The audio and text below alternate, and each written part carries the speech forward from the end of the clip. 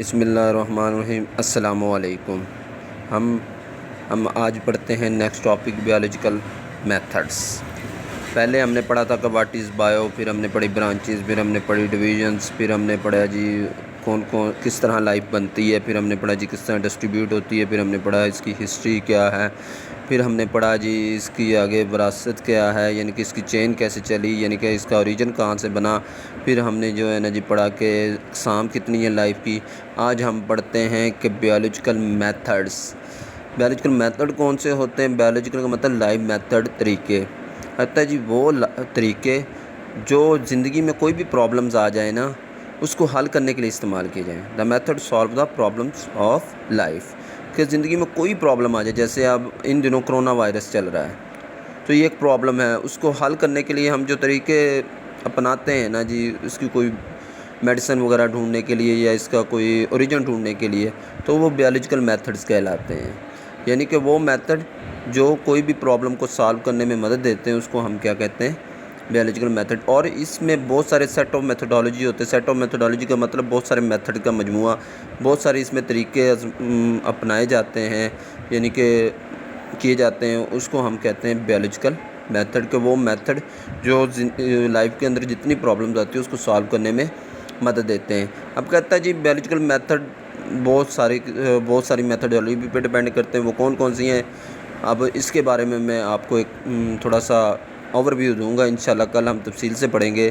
سب سے پہلے ایک استاد صاحب ہے، وہ کلاس میں انٹر ہوتے ہیں تو وہ سب سے پہلے بچوں کو یہ کہتے ہیں کہ بچوں مچھلیاں مر گئیں، فلاں گاؤں میں تالاب ہے وہاں پہ ساری مچھلیاں مر گئیں، تو فوری استاد صاحب نے ایک سٹیٹمنٹ دی ہے تو فوری بچوں کے ذہن میں سوال آئے گا کہ جی کیوں مری، کیسے مری، کیا وجہ تھی؟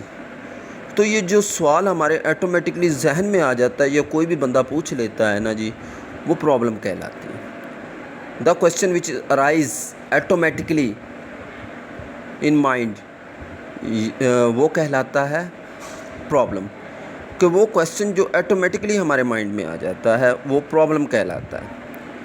اب سر نے پھر 3 بچوں کو کھڑا کیا، جی کل آپ نے اس تالاب میں جانا ہے جی، آج شام کو بلکہ، اور جا کے دیکھنا ہے کہ مچھلیاں کیوں مر رہی ہیں وہاں پہ۔ تو بچے جاتے ہیں وہاں پہ، تو اگلے دن بچے پھر جو ہے نا جی آ کے استاد کو بتاتے ہیں کہ ایک کہتا سر میں نے دیکھا وہاں پہ فیکٹری کا گندا پانی شامل ہو رہا ہے جی، تب مچھلیاں مر رہی ہیں۔ کوئی کہتا ہے جی لوگ کوڑا کرکٹ پھینکتے ہیں تب مچھلیاں مر رہی ہیں۔ کوئی کہتا ہے جی میں نے سنا ہے جی سپرے بھی اس میں گرائی جاتی ہے تب مچھلیاں مر رہی ہیں۔ کوئی کہتا ہے جی میں نے دیکھا جی اس کا ذائقہ گندا ہے، بدبودار ہے۔ یہ کہتا ہے جی آبزرویشن جو ہوتی ہے وہ 5 سینسز کی بیس پہ کی جاتی ہے، دیکھنا، سننا، چکھنا، سونگھنا، ان سب کی بیس پہ، اور چھو کے دیکھنا، ان سب کی بیس پہ، یعنی کہ آبزرویشن جو ہوتی ہے vision, hearing, smell, taste and touch. ایک نے کہا میں نے دیکھا، ایک نے کہا میں نے سنا، ایک نے کہا میں نے چکھا، ایک نے کہا جی میں نے یعنی کہ دیکھا۔ مطلب کہنے کا یہ ہوا کہ observation on the based of 5 senses, vision, hearing, smell, taste and touch. اب آبزرویشن ہوگی، بچوں نے جا کے دیکھا، سونگھا، ٹچ کیا، یا چھو کے دیکھا، یا اسمیل کیا، جیسے بھی کیا۔ تو پہلا تھا پرابلم آئی، کہ جی پرابلم وہ ہوتی ہے جو ہمارے ذہن میں آٹومیٹکلی کویسچن آ گئی۔ دوسرا آئی آبزرویشن، کیا آ گئی؟ آبزرویشن، جو جا کے ہم نے دیکھا، سونگھا، چکھا، یہ سارے کیا ہیں؟ آبزرویشن۔ 5 سینسز کی بیس پہ آبزرویشن ہوتی ہے۔ آبزرویشن 2 قسم کی جاتی ہے، یا تو کوالٹی کے لحاظ سے کر سکتے ہیں یا ہم کوانٹٹی کے لحاظ سے۔ کوالٹی کا مطلب ہوتا ہے کہ اچھا ہے کہ برا ہے، کہ کس طرح کی کوالٹی ہے، اور کوانٹٹی مطلب تعداد۔ جیسے ہم کہتے ہیں جی کسی کی چیز کی اماؤنٹ کو ظاہر کرے تو وہ کوانٹٹی ہے، تعداد، اور وہ چیز جو کسی کی یعنی کہ معیار کو ظاہر کرے تو وہ کیا ہے؟ کوالٹی ہے۔ جیسے فار ایگزامپل پانی جو ہوتا ہے اس کا یعنی کہ فریزنگ پوائنٹ جو ہوتا ہے وہ کم ہوتا ہے کس سے؟ بوائلنگ پوائنٹ سے۔ اس کا مطلب یہ ہے freezing point 0 degree centigrade ہے، boiling point 100 degree centigrade ہے، تو 0 کم ہوگا 100 سے۔ اسی طرح اگر ہم کہتے ہیں کہ 0 جو کم ہوتا ہے 100 سے تو وہ ہم کیا کہہ رہے ہیں کوانٹٹی میں کہہ رہے ہیں. اگر ہم فریزنگ پوائنٹ جو ہوتا ہے اسمالر دین بوائلنگ پوائنٹ یہ ہم نے کہہ دی کوالٹی بتا دی.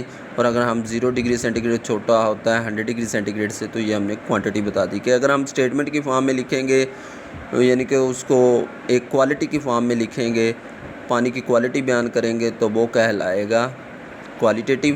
اگر ہم اس کو فگر کی فارم میں لکھ دیں گے تو وہ کہلائے گا کوانٹیٹیو آبزرویشن. یہ آبزرویشن 2 قسم کی ہوتی ہے جی. اس کے بعد پھر آبزرویشن کو اور تفصیلی بیان کریں ٹینٹیو ایکسپلینیشن آف آبزرویشن. پھر ہم اس کے بارے میں مضمون لکھیں تو وہ ہائپوتھیسس کہلاتا ہے.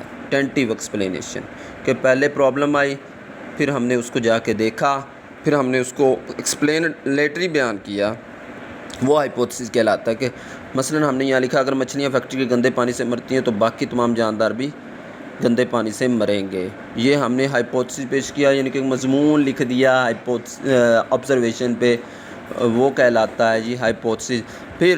پھر ہم نے اس کو کیا کیا جی لیب میں ٹیسٹ کر کے دیکھا کہ جی پانی لیا گندا فیکٹری کا اس میں مچھلیاں ڈال کے دیکھیں.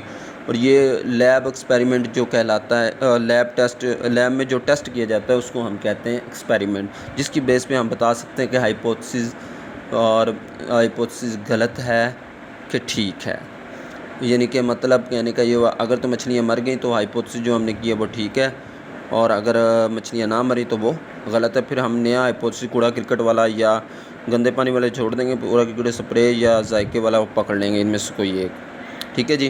اس کے بعد جب ہائپوتھیسس مکمل ہو جاتا ہے ایکسپیریمنٹ آ جاتا ہے پھر ہم رزلٹ لکھتے ہیں. رزلٹ جو ہوتا ہے وہ کیا ہوتا ہے فائنڈنگ کہ ہم نے اس سے کیا نتیجہ نکالا. اگر تو مچھلیاں مر گئیں تو ہم کہیں گے جی مچھلیاں فیکٹری کے گندے پانی سے مرتی ہیں یعنی کہ فائنڈنگ ہم نے نکال لی وہ کہلاتا ہے رزلٹ. اس کے بعد رزلٹ کے بعد اگر ہم بار بار ایکسپیریمنٹ کریں اور وہ غلط ثابت نہ ہو یعنی کہ if we perform the experiment repeat again and again but it is not falsified غلط ثابت نہ ہو تو وہ تھیوری کہلاتی ہے. وہ کیا کہلاتی ہے تھیوری کہلاتی ہے. تھیوری وہ ہوتی ہے جس کو ہم غلط ثابت یعنی کہ وہ غلط ثابت نہ ہو بار بار کی جائے جیسے ہیزنبرگ تھیوری جو ہے. اس کے بعد آگے چلے جاتے ہیں جی لا کی طرف. جب ایک سائنٹسٹ اس کو ایز اے چیلنج لے لے کہ جی اب میں اس کو غلط ثابت کر کے رہوں گا پھر بھی وہ غلط ثابت نہیں ہوتا تو لا بن جاتا ہے جیسے ہیزنبرگ لا ہے. مطلب کہنے کا یہ ہوا ڈالٹن لا ہے آپ نے کیمسٹری میں پڑھا ہے. ٹھیک ہے جی کہ جب سائنٹسٹ کسی بھی تھیوری کو ایز اے چیلنج لے لے کہ اب میں نے اس کو غلط ثابت کر کے ہی رہنا ہے جو مرضی ہو جائے پھر بھی وہ غلط ثابت نہیں ہوتا تو وہ لا بن جاتا ہے. لا بننے کے بعد اس کو پھر مختلف رسالوں میں اخباروں میں مختلف یعنی کہ سیمینار میں مختلف یونیورسٹیز میں مختلف بکس میں اس کو پبلش کروایا جاتا ہے تو وہ بن جاتا ہے جی وہ کہلاتی ہے پبلیکیشن. یعنی کہ اس کو رپورٹ کیا جاتا ہے بتایا جاتا ہے رسالوں میں آ جاتا ہے جی فلان سائنٹسٹ نے یہ انٹروڈیوس کروایا اس کو ایسے کرنا جی اس کی فاضی تدابیری یہ سمٹم جی ہے یہ ساری پبلیکیشن کہلاتی ہے کہ لوگوں کو اویئرنیس دینا.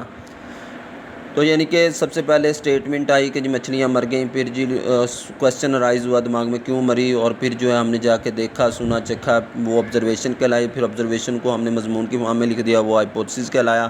پھر اس کو لیبارٹری میں ٹیسٹ کیا وہ ایکسپیریمنٹ کہلایا. پھر اس کا رزلٹ فائنڈنگ آئی وہ رزلٹ کہلایا. رزلٹ کے بعد اگر ہم ایکسپیریمنٹ کو بار بار کریں گے تو وہ غلط ثابت نہیں ہوگی تو وہ تھیوری کہلائے گی. اور اگر تھیوری کو سائنٹسٹ چیلنج لے لیں اور پھر بھی وہ غلط ثابت نہیں تو وہ لا کہلاتی ہے. پھر ہم اس کو سالوں میں یا یونیورسٹیز میں پبلیکیٹ کرتے ہیں تو وہ پبلیکیشن کہلاتی ہے. اوکے جی اللہ حافظ.